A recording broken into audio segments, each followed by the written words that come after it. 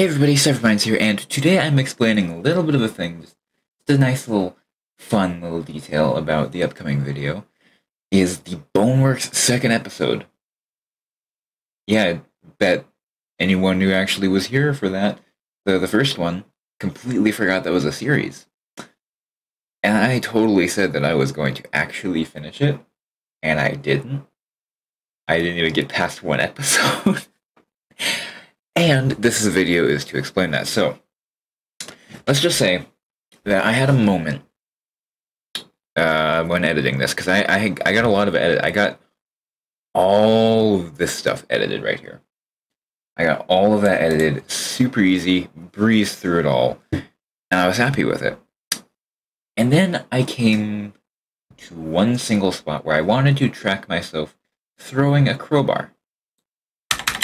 And I'll go ahead and let you see what that looks like in the final edit that I managed to do, which is this. In two pieces.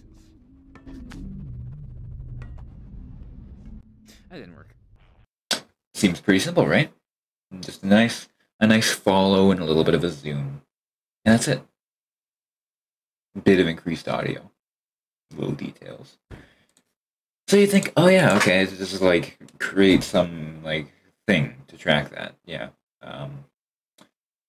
Well, interestingly enough, you'll see that there's only a flip as my thing, which is curious, isn't it? That all I did to adjust this was flip it. And that's because all of that adjusting went on in a separate project, and then I had to export that fully to its own thing.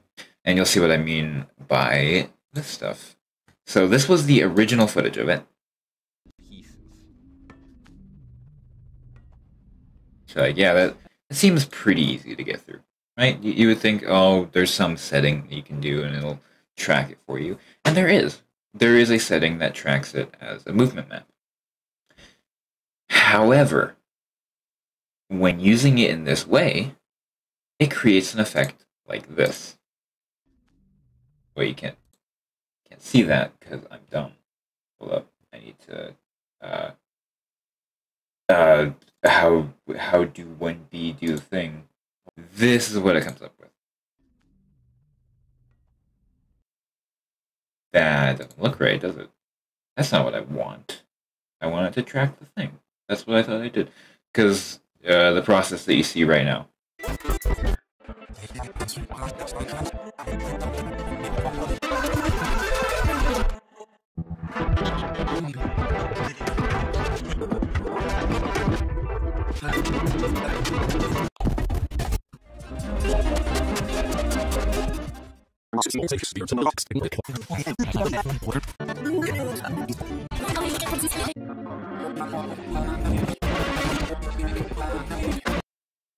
Is the one that I went through, sped it up for you there, and that was all the stuff I did just to track this, and I had to redo it, so I did it kind of sloppily, but I retracked this following the thing here, this little guy. I was following that perfectly, and then I applied the movement map underneath, which you can see what it looks like. It's weird, looks weird, but you can see it very much follows that path. It follows the whole little loop and then does the thing. Yeah. So that's the curious thing. I was like, okay, well, how in the world do I do this? Do I just, like, maybe shift it up like this? Oh, wait, no, because sure, that ends up kind of mid-frame at the end, but also the full throwing of it happens off-screen. It's like, oh, well, how do I do this, then? I can't track it that way. And that is where my motivation crashed, because I knew that this is the edit I wanted to do. I knew absolutely that this is the edit I wanted to do. And I knew there was a way to do it, because I could be like, okay, well, just move it some other way. It wouldn't click for me. I couldn't figure it out. And I was like, what do I do? And my motivation for this completely crashed. All the way back in January, February, March, April, May. I was editing this in May, and it crashed, and I was like, I don't know what I'm doing. I don't know how to get this to work. I don't have the motivation to continue. And I stopped editing. right here, because of this edit, I stopped editing. And then, no less than like 26 hours ago, I was taking a shower, and I figured it out. And this is the best representation of me doing that I'll show you here. Oh, shit! Oh my god! Yeah, that was that was pretty much how it went. Except I almost did a couple handstands in the shower, which was dumb. It was really dumb of me. But I got so hyper about it because I figured out what you need to do in order to get this to work. And it is much more extensive than it should be, but it's actually rather easy. So, like, okay, well, I have this movement map. I don't know what to do with it.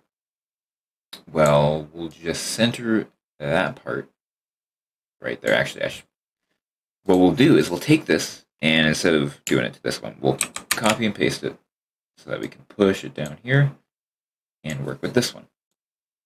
So this one right here, well, if we think about this, if the movement path is going to move it this way, meaning that it's moving the crowbar in that direction because the crowbar follows this path, if we put this dead center and make the crowbar move, or make the video move against the path of the crowbar, so the video is moving this direction, the crowbar is moving this direction, they'll cancel each other out and keep the crowbar mid-screen, right? That, like, in theory, that's how that should work. So what I do is I take in a little picture that I have,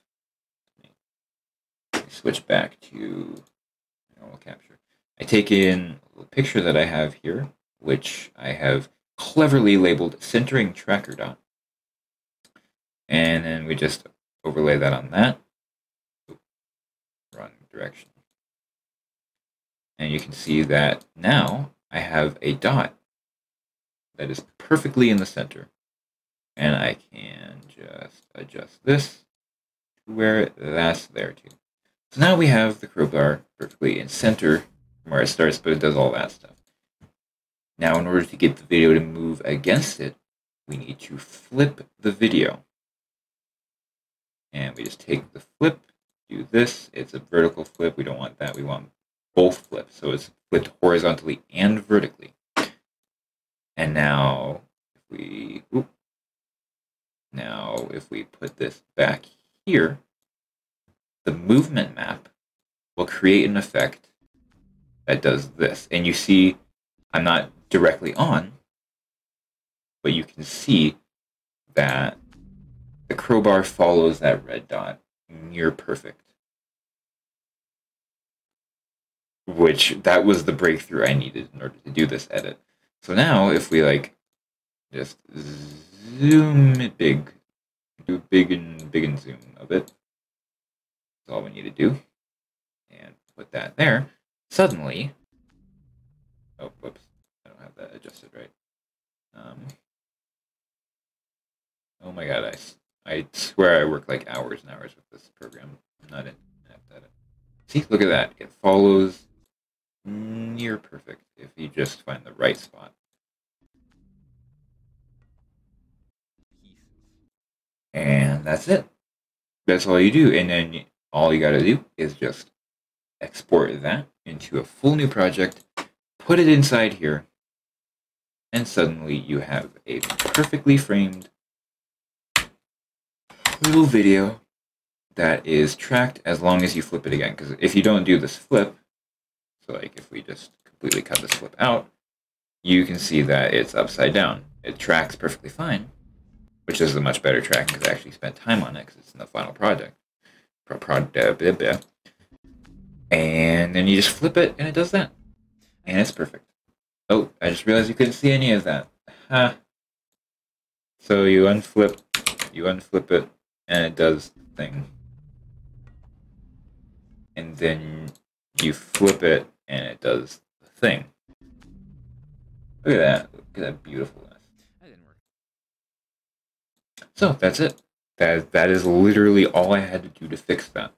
And then I edited the rest of the episode, And shortly after this video comes up, potentially the next day, or just in general, soon after, I will be uploading the full Boneworks episode 2. Probably tomorrow, because I still haven't done a thumbnail for it. But it took me like 6 months. How long is that? No, that's not 6 months. May, June, July, August, September, October. 5 months. Nearly 5 months to figure out how to do that edit in order to get back to doing this thing. And now I can put this video up and I can continue the series. And now that I know this knowledge of how to do this tracking, everything is perfect. And I am happy. Thank you for watching this little explanatory rant.